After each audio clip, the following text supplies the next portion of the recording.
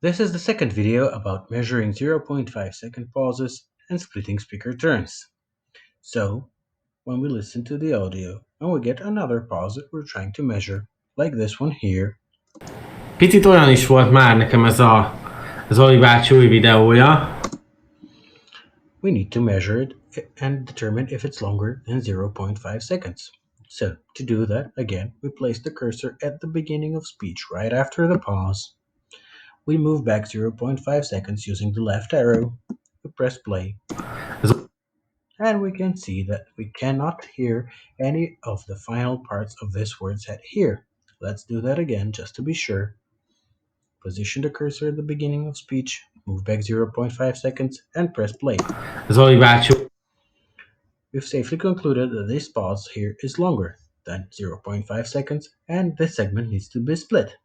Since there is also a transcription for this segment, the transcription will need to be split also. First, we determine where we would like to split this segment. Let's say that it's here, right after the final word that was said in the first part.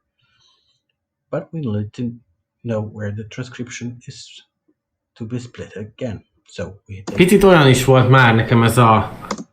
take a listen to the audio, determine that this is the part where the transcription needs to be split, and this is the part where the audio needs to be split. Be very careful when splitting the speaker turns, because if you split the speaker turn here, that means that this blank space will be left in front of the transcription in the next segment that's created. So later we'll have to take care of that. Now, we've positioned the cursor here, and we use the split function. You can see that we get two segments, and all that's left is to adjust the boundaries of this segment and take care of this blank space that was left here. Save, and we've safely avoided having a pause in speaker turns that's longer than 0.5 seconds. A few things you need to know about the split function is that you must have the segment saved first.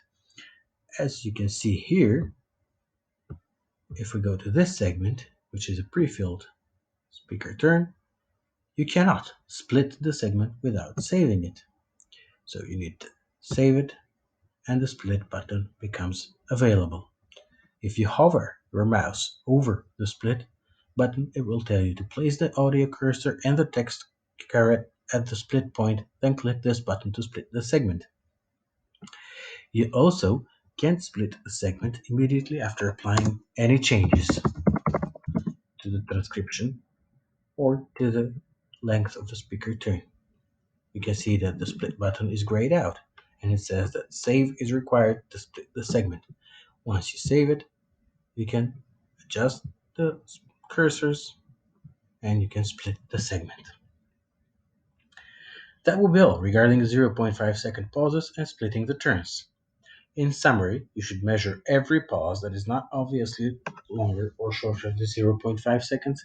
Use the shortcuts to move 0.5 seconds backwards and forwards in the task, and you should never leave extra blank spaces when using the split function.